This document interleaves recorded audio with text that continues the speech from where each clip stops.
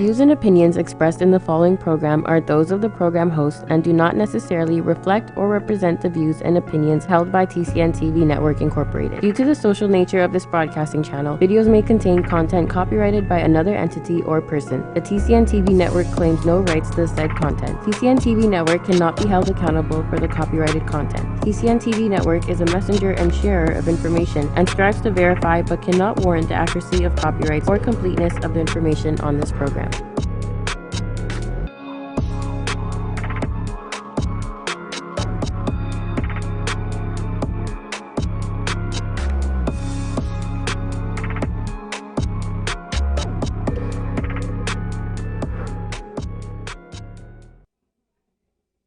Hello, everybody. My name is Trish Curling, and I'm so excited to be here. This is the first episode of Shaping Life. And this is a health and wellness show that has a little bit of something for everyone. So I plan to sit down with a number of different people in the community working through health and wellness, different practitioners, so that we can learn something and really walk away with tools that we can actively use in our lives. So today I want to talk about one of the biggest things that I always come back to when it comes to checking in with my own health and wellness, which is my mental health. And it really comes back to that because I think it's something that we always need to check into. It's something that is constant work. It's not something that is a goal that is reached. We have different experiences day to day, and we really need to find the tools to be able to find that balance for ourselves. So I have an amazing guest today. Her name is Julia Balto, and she's amazing. So I'm going to actually let Julia introduce herself. I was going to do it, but she'll do a way better job than I will. So welcome, Julia. Please tell us a little bit about yourself, what you do, where you are, because you're not in Toronto. I am not. Trish, thanks so much. I'm so excited to be here. So my name is Julia Balto. I'm a mental health and a transformational coach. I am based out of sunny San Diego, which is quite nice. But I'd like to get up to Toronto soon. Yes. And definitely. The work that I do is really helping very driven, ambitious, go-getter women get out of their heads in their own way. So teaching them how to tap into how to really intuitively balance their mood, their energy, so that they can really step into their purpose. A lot of what I found, my background was in research, and as someone who knows how to get things done and to work hard and to push forward, while a lot of things on the outside looked really good, inside I was a mess. I was struggling with a lot of depression and anxiety and stress and just the general sense of not feeling like I was fully living the life that I felt like I could be. And so the work that I do is really combining a lot of what the research tells us of what we know works from a very practical level, but also teaching women how to apply that to themselves, how to tune back into their own inner voice and authority to decide what is and isn't right for them, and how to really shift that into something that's lasting and tangible so that they're fully showing up there in their purpose, they're feeling driven and present, and also really enjoying the lives that they're creating for themselves. I really love that. I really love that you tie in the research, but you're still looking at people as individuals and their individual experiences. Can you share with us a little bit about your own experience first? I mean, you touched on it a little bit in your intro, but I'd love to hear a little bit more. Absolutely. Well, I actually loved that you opened this by saying that mental health is something that we need to be continually evaluating and shifting. And so for me, I struggled with both depression and anxiety for many years, definitely when I was younger, but that really peaked for me in college and towards my final year. In college, I had a great job. I was applying to medical schools. I had a great boyfriend who's now my husband. I was living with my best friends. Life on the outside was objectively very good. And still, I was really struggling with really heavy depression and anxiety. I started really isolating myself. I would sit at home and really turn to food as a way to kind of numb a lot of my feelings, or wine. Been there. Really, it was really stuck in this space of feeling like I couldn't concentrate. I didn't care about what I was doing, and just this sense of like not knowing what I was supposed to be doing and knowing that it felt so off. And the really big moment for me was one day my boyfriend left to go to the gym. And I remember sitting in the shower and I was just sobbing, like sitting in the shower, sobbing in this really like sad state. And by the time he came back from the gym, I was still sitting there crying. And I'd reached this point where it was like, I shouldn't feel this way. It's not normal for me to feel this way. And I don't know what I'm going to need to do to change it, but something has to shift because I deserve to feel better than this. Thank you so much. That was really, yeah. Sorry. Yeah, thank you so much for sharing that. I mean, I think that's a real honest thing to say and to share with people, because I think we often do hide behind what our external can look like, especially in today's day. You know, and not that we have to share everything on social media, but you know, we do need to have these honest conversations. So I thank you for sharing that. What was the defining moment for you that really, you know, pushed you into the direction of the work that you do now? The bathtub, crying in the bathtub really stands out to me. That was it. Realizing that things needed to shift. But it wasn't an immediate change, which I think a lot of the way that we work on ourselves in this journey with mental health is it's not an immediate, like, okay, I signed up for this and everything got better. It was a couple of years of really exploring and going to therapy and learning from teachers and doing a lot of self-work. And in the course of that was when I worked with one of my first coaches, and I learned that coaching is a thing. And I was like, this is absolutely the direction that I'm supposed to be moving in. And so where I am now has very much been an evolution of all of that, of combining my past background and the power that I've found in coaching with a lot of my personal experience and the tools that I've learned along the way to move out of a space of, I think when we talk about mental health a lot, we tend to think depression, anxiety, OCD, you know, we diagnose it as just very clinical terms. And so there's either the idea that you have good mental health or you have bad mental health, because you either have a diagnosis or you don't. And I would argue that mental health is actually much more expansive and comprehensive than that. It's not just like we acknowledge for physical wellness. It's not just you have a broken bone or you don't. It's not just you have a disease or you don't. It's very much how you feel mentally and emotionally. Are you thriving? And so I would say it's been a journey along the way. I love that. And you know what? Take a look at your Instagram and watch one of your videos from April of this year, actually, when you're still actively coaching. Can we watch that? Can we take a look at that? Sure.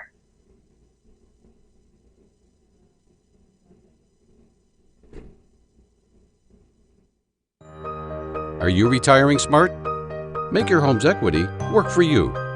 With your home's equity and our 30 years of experience, the Retire Smart Properties team can help you achieve the quality of life you've always wanted. Our services are 360 degrees. We'll give you advice, take care of staging and selling, and help you find the perfect home and community to transition to. It's time to enjoy the retirement lifestyle you deserve. Visit our website today to learn how you can use your home to retire comfortably. The Retire Smart Properties team, powered by RE/MAX West. Balto. I am a mental health and transformational coach, and I help women take control of their stress, depression, and anxiety so that they can get out of their heads and really step into the careers and lives that they know that they are meant to be in. And this past week, I have been thoroughly depressed. Yeah, sharing with you guys where I've been this past week so that we can start to normalize some of this conversation, so that I can be real with you about where I'm at, and so that I can share with you some of what I've been doing to care for myself as I've been feeling this way. So, real talk, and I'll lay it all out here. I have a condition that I don't talk a lot about on here just because I don't think you guys would be interested in it, but I started a new medication for it this week. And that doesn't make any sense.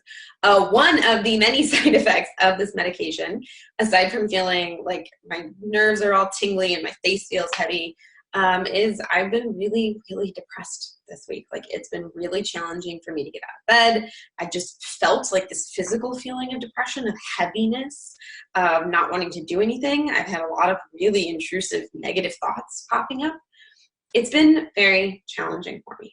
And because of the work that I do, because of the work that I've done over the past several years in the work that I do now with women, I haven't felt this way in a very long time. There was a period of my life where I very much identified with this, and this is for, you know, the recent couple of years, like this is new for me. I haven't been in this space in a while. So it has been a good reminder in many ways of just how shitty this can feel and what this is like, and has really inspired me to do more of the work that I do.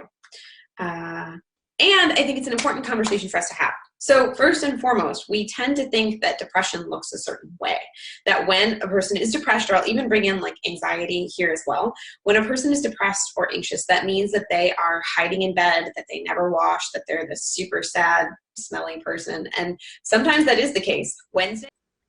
So real uncut, that's you, Julia, because I know you, so I love that you're so real about that. We are running out of time here, so we'll get back to that in the next segment, but I want you to talk and elaborate a little bit about that, because we did touch on the fact that it is continuous work. So we'll see you in a moment back here on Shaping Life. At Benjamin Law, we understand the real cost of personal injuries. As the victim of an accident, you may be the one who's physically hurt, but your main concern is that your family are the ones who will pay the price. Benjamin Law will be there for you, helping, supporting, and working tirelessly to resolve your personal injury case. Call 1-855-899-4878 or visit benjaminlaw.ca and let our family of lawyers help your family. With so many newspapers within the community, it's sometimes hard to tell what separates us from the rest. Most of the time, they all brag about the same thing. You know, the large circulations, tons of online views, and it can go on and on. But what really separates the Toronto Caribbean newspaper apart from everybody else? Well, it's simple. Our service. No, seriously. Hi, I'm Grant Browning, founder and CEO of the Toronto Caribbean newspaper. I have over 20 years of branding and marketing experience, and I've worked with countless companies and corporations to do one thing, and that is to raise their profits with their brand. With over 40 years of combined experience in branding and marketing, our amazing staff is fully prepared to sit down and figure out exactly what you need to stand out from your competitors. The reason why you don't see that anymore is because the ad is too powerful, bring too much people. So what are you waiting for? Give us a call today. We'll be happy to help.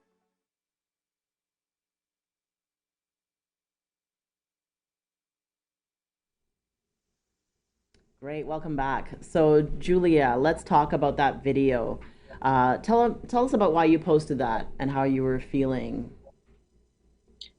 Well, as I said in the video, when I was in that space, it had been a very long time since I'd felt that way. Mental health is a very fluid thing, and it's so normal for us to feel negative emotions, to feel sadness and anger and even apathy. But when it's sticking around for a longer period of time, when you're physically feeling that in your body, that's when we move into this space of like depression. And it had been so long since I'd really been in that space that it really highlighted for me, like, wow, this used to be such a big part of my life. And while we are talking more about mental health and what that looks like, we don't often see people sharing what that really looks like. And I think it's an important conversation for us to start to have to normalize it, because it is normal to experience fluctuations in your mood. It's normal to not feel okay all the time. Not that we want you in that space all the time, but a really important part of this whole process, I think, of us really accepting and normalizing mental health is starting by saying it's okay to feel this way. It's okay, and for other people to see what that might look like, what might help some people, might help other people. I think it's just an important part of the conversation that I felt compelled to share. I love it. I think that's so big. I mean, I know from my own experiences of depression that I've dealt with, the first piece, especially that I come to now, especially having the ability now to draw on some better tools, is understanding that it's okay.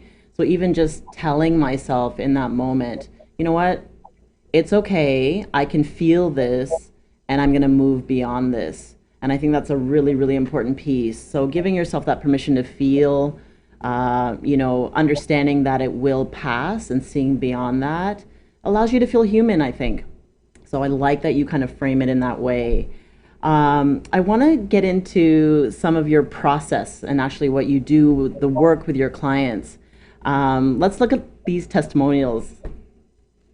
So first, Julia has a magical way of speaking truth into your life in a way that is so gentle that all you feel is loved and so motivated. So I won't read the whole thing, but I mean, just looking at that and just the words that woman has used to describe the experience that she had working with you is really, I think, amazing. I mean, I can feel that energy from her. Let's look at the next one. Before working with Julia, I was in a slump. I was tired, unmotivated, not coping with stress, and unable to fit in even the stretchiest of underwear.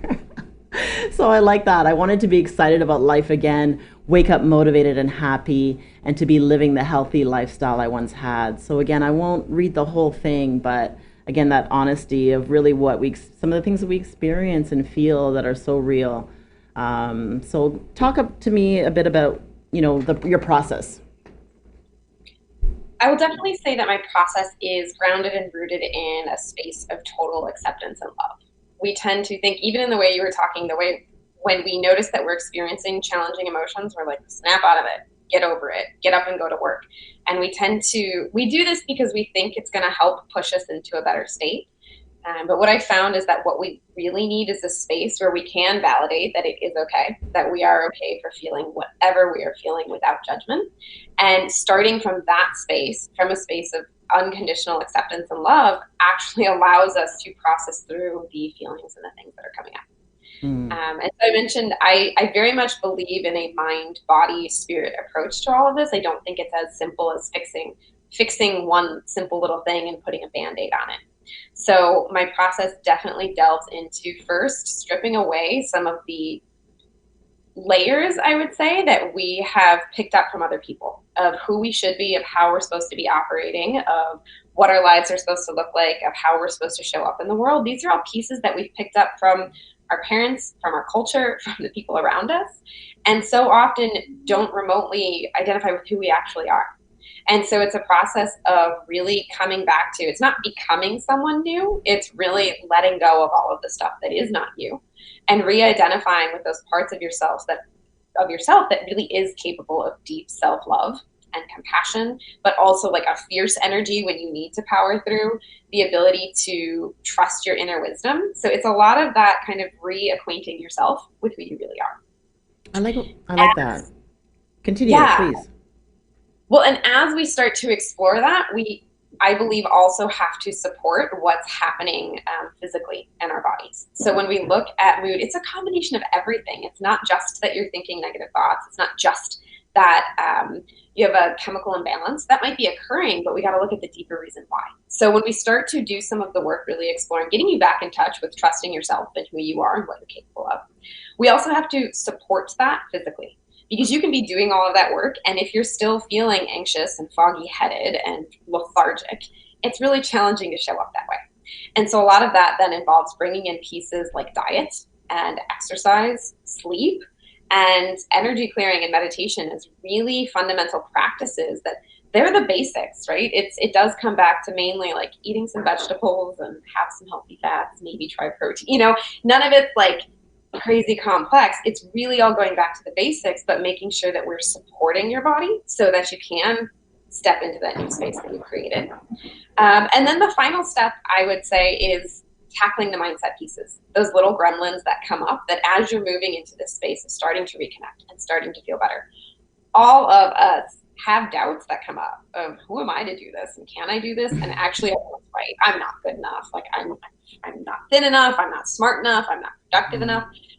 These are those thought pieces that come up that once you've given yourself the space to feel and tune back into who you are, that now we can start to just bring in some really practical tools to say, okay, how do we like very smartly not engage in that kind of self-talk and move us back into a space of saying, you know what, I know that that's not true for me. I'm going to come back to what I actually know. Beautiful. I mean, your process is so in depth, and I love what you said about stripping away and coming back to who you really are. Because I think this is an important thing to understand, that there's so much power and brilliance within us all, and we just don't see it sometimes. We're just in a space where we don't feel it, that it's real or that it exists. So I like that you're saying it's not about becoming another person, but really about finding who you truly are.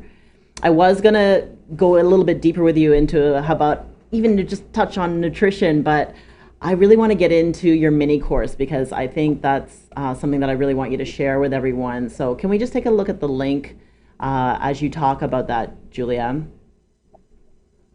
Yeah, so this is a free mini course that's available to whoever might want to check it out. And this is really going to teach you a lot of those basic principles of the process that I take people through.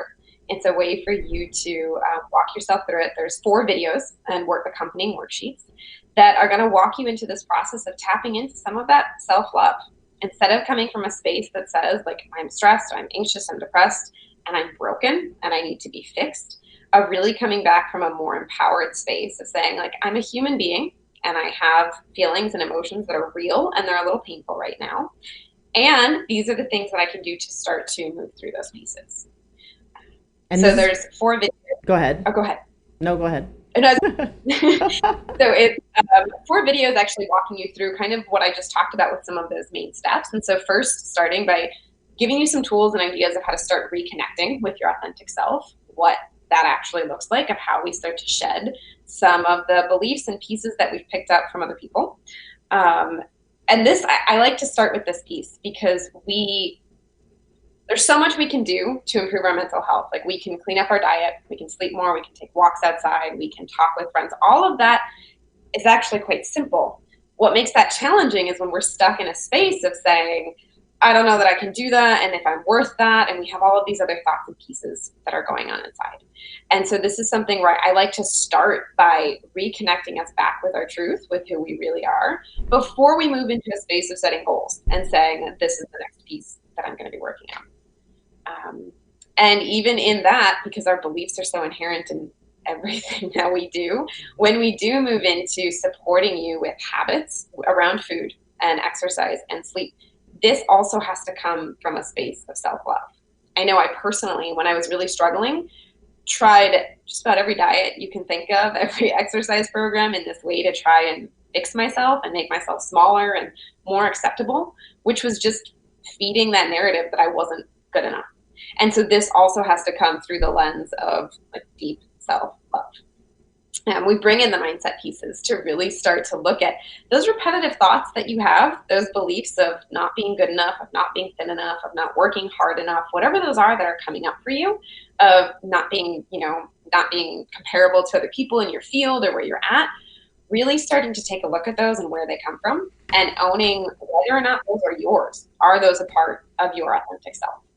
I think this is the work that we all do all the time and is ever evolving. And this is a piece that can get particularly heavy for women. There's a lot of pieces in society that tell us that we need to look a certain way, to behave a certain way, we need to fulfill certain roles in order to be worthy. And especially as a white woman, I carry a privilege that's even more intense and sometimes deeper for women, for people of color, but women of color in particular, that there's all kinds of societal norms and expectations that say you're supposed to be a certain way, you're not supposed to be this way, this is what makes you right or wrong or productive or not.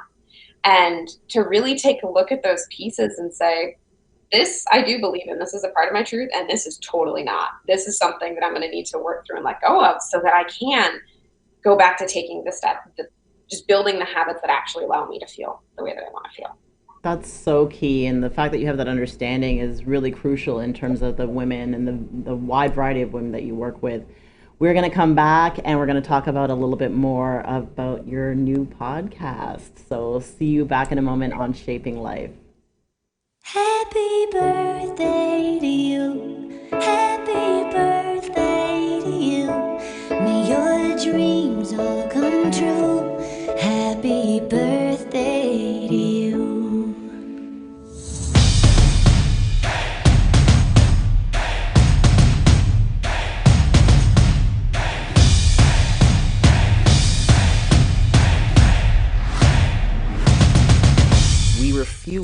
refuse to promote, report on anything negative in the community.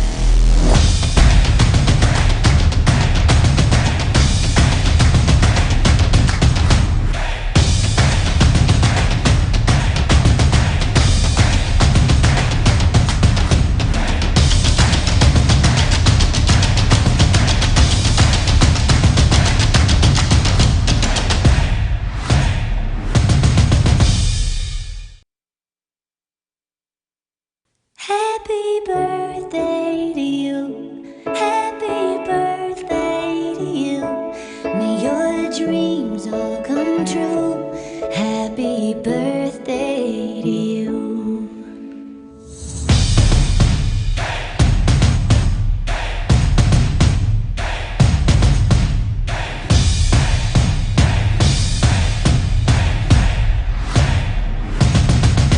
We refuse to promote, report on anything negative in the community.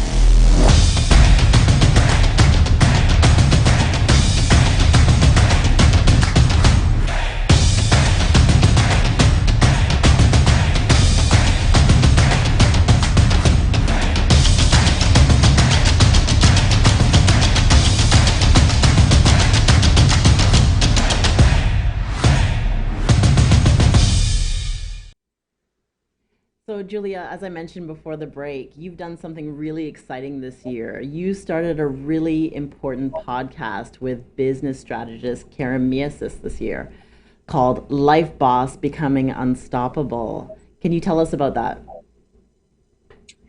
This is a project that I am very excited about. Karen is another brilliant friend of ours who's doing really powerful work. And this came out of our desire to continue talking about topics that we don't think we're talking enough about. Moving away from just stress and depression and anxiety, but what are the practical ways that our thoughts, that our beliefs are holding particularly women back from being able to fully show up in our purpose and in our power?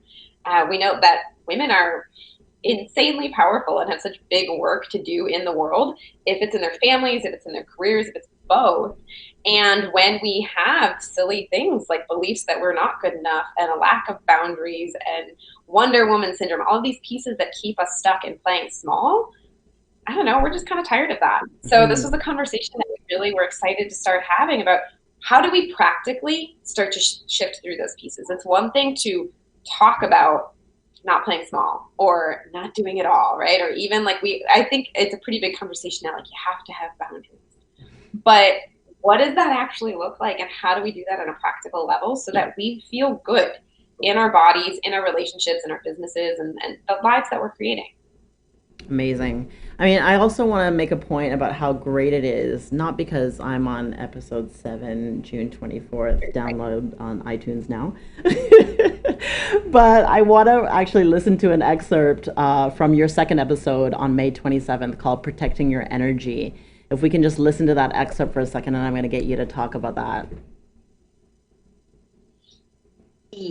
Feeling appreciated. When we want to feel appreciated, particularly as women and overachievers, when we are doing so many things to give the best of us to the people that we love, we want to feel appreciated. And when at least I feel when I'm all grouchy, is because I'm not honoring my boundaries, because I need my personal space to breathe so that I can serve better. And that, it's, for me, it's been key, going down to the, like, what do I want to feel? How do I want to feel? And that word came to me. I want to feel appreciated. And to feel that way, I need to give that to me first. So if we start with this exercise, and you being the expert of modifying behavior, what do you think is like the first, like laying the law, the first boundary? Like if we are all over the place and overwhelmed and don't know where to start, where do you think we should? Well, I want to, before we do that, just highlight what you said, because I think that's where we start. That's that really powerful place of saying, grounding in for just a second. And instead of buying into the idea that I'm an entrepreneur and I have to do it all, or I'm a mom, in some way we're all saying I'm a woman and I have to do it all, right? I have to do all the things with the kids. The house has to be perfect. I need to be killing it at work. I've got all of this together. And so instead of buying into it's a lie, instead of buying into that lie and assuming that that means that you need to feel frazzled and burnt out and on edge all the time, really giving yourself the space to sit down and say, okay, how do I want to feel? Great. So you said some key points there about boundaries and not feeling like we have to do it all. Can you just elaborate on that a little bit more? bit of a cultural narrative shifted to say that, yeah, you should all feel good, but wanting much more than that is actually kind of selfish, especially if you're going to not do something in order for you to feel rested, especially if you're going to ask for support in order to feel like you have everything, things more together. We accept that, yes, people should feel good, but we really do accept that as the baseline, and wanting anything else is selfish or unnecessary or bougie, or we've created kind of a negative connotation around it. And I firmly disagree with that. I really do believe that all of us, it's part of our birthright to feel happy, to feel present, to feel connected, to feel joyful. That's a part of fully thriving as a human being. That's why we work out. It's why we find careers, because that's ultimately what we want. And so I think this whole conversation, when we start to set boundaries, that feels icky and it feels selfish, because I can't tell them I'm not going to do that, or to ask for that is too much. And so we have to start by reframing that and saying, no, actually, you do deserve to feel great. And so let's get clear on how it is you want to feel, and then how you can communicate that in a loving and kind way. It's not making demands, but really communicating with the people in your life what you need in order to feel your best. I love that. And I think it also comes back to, again, that part of what we were talking about a little bit at the beginning, which was just that communication, not only with, like you said, your family and the people around you, but even with yourself. Just the admittance, I need a little time, I need support, let me communicate that, and that can make a world of difference. I love the title of this next one. This was actually your first one, called Radical Responsibility, Embracing the Suck. So I want to listen first, and then I'm going to get you to talk about that. Where all of this starts is, if we want to call it personal responsibility, if it's embracing the suck, in order to take responsibility for our lives and do what you said, what all the quotes tell us of you do you change your life. Yes, all of that is true. All of that starts by giving ourselves space and permission to embrace the suck. And what do we mean when we say that? So we have to start from a space where we are actually acknowledging these are the limitations that exist in my life. There are real challenges that all of us are facing. Whether this is a limitation because of your environment, because of your family, because of where you live in the country, because of what you look like, because of your past experiences, we all have different limitations that are imposed upon us. We all have different limiting beliefs and stories and experiences that we are carrying with us. And all of these are real. Taking radical responsibility does not in any way mean we're that's not that big of a problem, or yeah, just get over it, or even so much as dismissing them as saying that they are excuses. Because at the root of every excuse that we have, and we know we all do this, we want to go change how we're eating, we want to show up better for our kids, we want to finally start our business, whatever that goal that we have is, and we come up with, I'm air quoting, excuses for it of why we don't. Those are all grounded in truth. There are all very real reasons behind why that hasn't happened for you yet. And so I think the very first part of taking responsibility for our actions, for our habits, for our thoughts is recognizing that these are real. And that doesn't mean that we wallow in them and then we go, oh, woe is me. That's not taking responsibility. But we do have to start from a space where we're saying, these are my past experiences. These are the thoughts I'm dealing with. These are the conditions I'm battling. These are all of my barriers. And just putting it out there and saying, okay, this is real. These are things that are influencing my perception of my ability to make a change, that make me feel like I can't do that, and validate that. Give yourself a moment or a few, however much time you need, to really sit with it and say, okay, these things are real. You're not. Self-explanatory, but brilliant. I mean, when I first listened to that, I got goosebumps, seriously, because I think, again, that conversation about us wanting to feel validated is so important. So we only have a minute left before we go to a break, but can you just talk a little bit about that, embracing the suck? I think it's ultimately when we feel uncomfortable feelings, we try to stuff them down because they're uncomfortable and we don't want to feel them. And ultimately, all that does is allows them to build and creates feelings of discontent and anxiety and depression.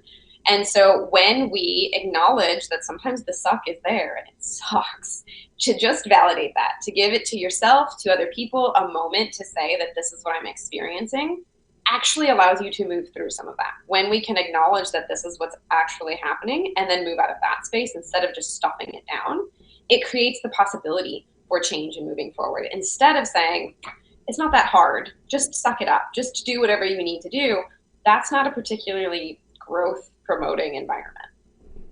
And I think the piece that you said too about the fact that we don't wallow in it, recognize it, but there's still that huge piece of taking action that's so important. So recognize it, validate it, feel it, which is so important, so that we don't go into a place of deep negativity, but that we do find or draw on the tools. We're going to talk about some of the tools that you also have available. A great place to start on your website when we come back from our break. So thank you so much, Julia, so far. This has just been amazing. I could talk to you all afternoon, but we only have a few seconds. So, but we'll be back in a moment. Are you retiring smart? Make your home's equity work for you. With your home's equity in our 30 years of experience, the Retire Smart Properties team can help you achieve the quality of life you've always wanted. Our services are 360 degrees. We'll give you advice, take care of staging and selling, and help you find the perfect home and community to transition to. It's time to enjoy the retirement lifestyle you deserve.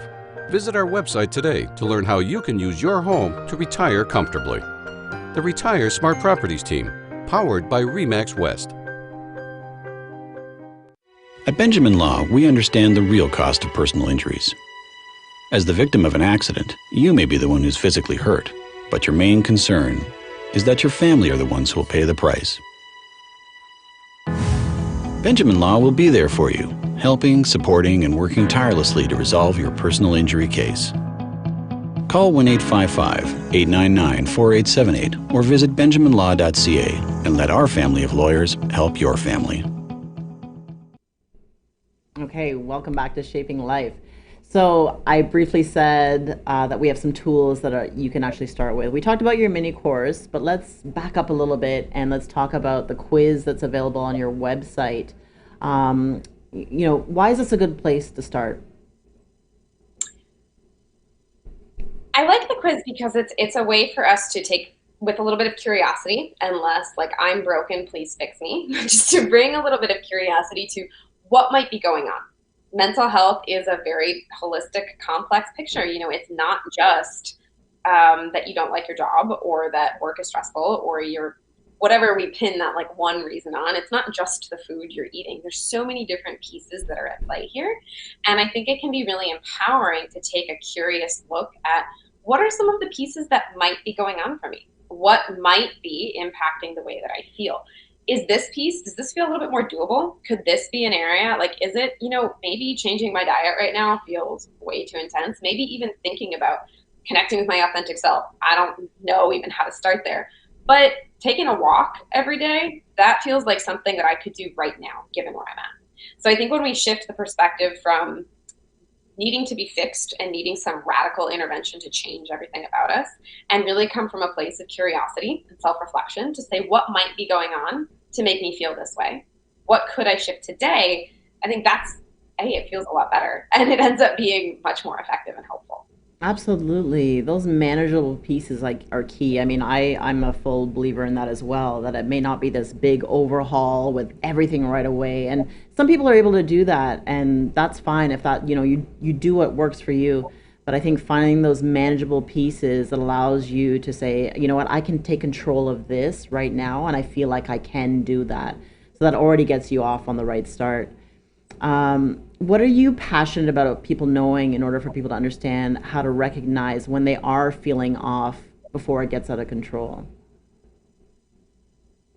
Self-awareness is key. It's actually what you opened us up with saying is being willing to reflect and honestly say to yourself how you are feeling without attaching shame or trying to stuff it down, and just noticing how you are feeling. And when you do start to notice that things are consistently not feeling great, it's a really great time to proactively reach out for help.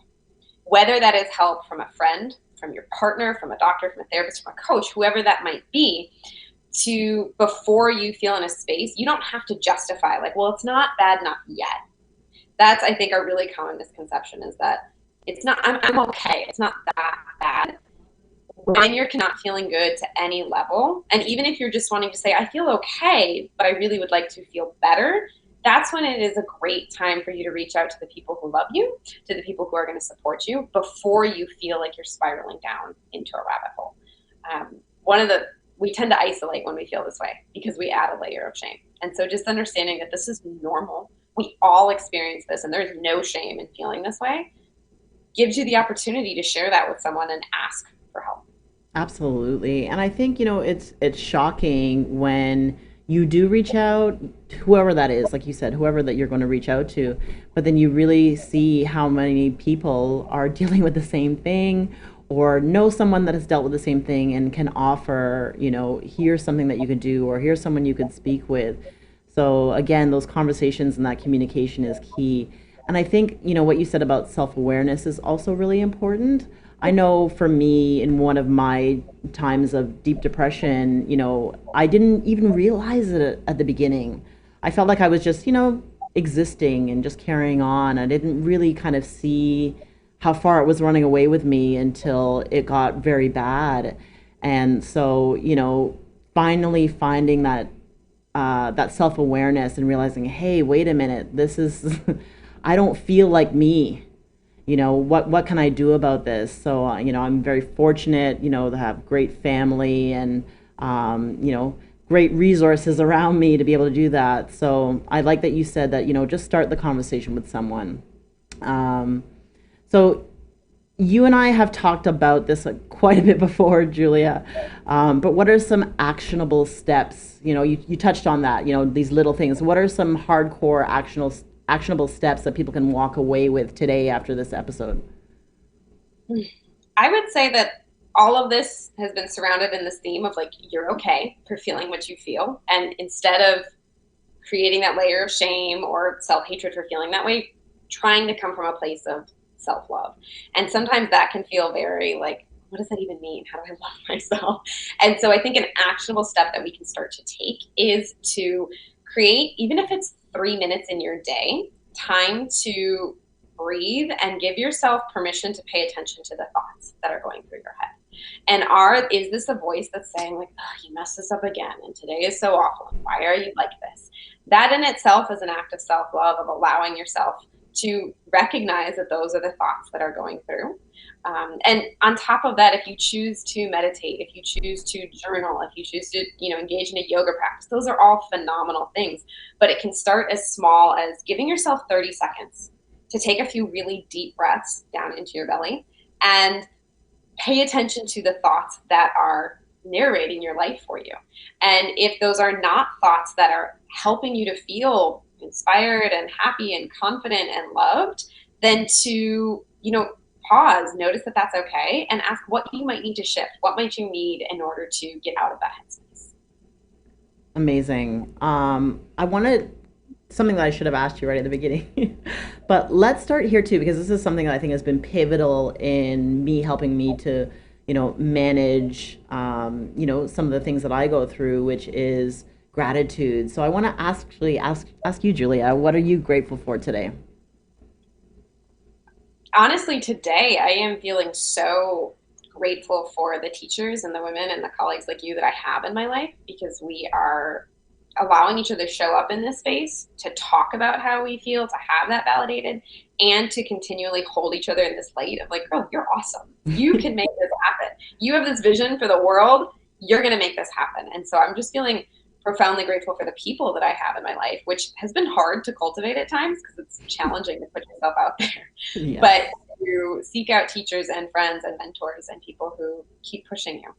I love it. And I think that has, like I said, has been very key and a great place to start. Writing in gratitude, I know that you do that as well. That already puts you in a space that, you're happy because you can think about all of the things that you do have rather than what you don't have. And there's always that opportunity to make that shift and that decision to do that. And again, that little piece of taking action, and that's something that you can walk away with and do right away. Absolutely. Where can we reach you, Julia? So your website, Instagram handle, all that good stuff. Yeah, so everything is pretty simple, just my name. You can find me juliabalto.com. Social media wise, I'm mainly on Instagram, so that's also Julia Balto. I also do have Facebook, Yes. as you can see. And email if you have any questions, just julia@juliabalto.com. That's great. So I want to thank you so much, Julia, for sitting down with me today. Like I said, I know you and I can talk for about 5 hours, but we don't have that amount of time. But it's been a very important conversation, and I think as long as we continue to do this, then understanding and empathy can only get better. Do you have anything that you want to leave us with today? Any last words? I am just so grateful to have been here, to get to talk about this, to normalize it, and to, I don't know, just really feed off each other and say, like, this is important. The work that we're doing is important, to help people really tap into an empowered, inspired version of themselves, because they do deserve. You deserve radical health and happiness and presence and joy. We do, and that's what Shaping Life is all about. So, Julia, again, thank you so much for taking the time, sitting down with us today, and dropping bombs as usual. And I just want to thank everybody for joining me and Julia today for the first episode of Shaping Life.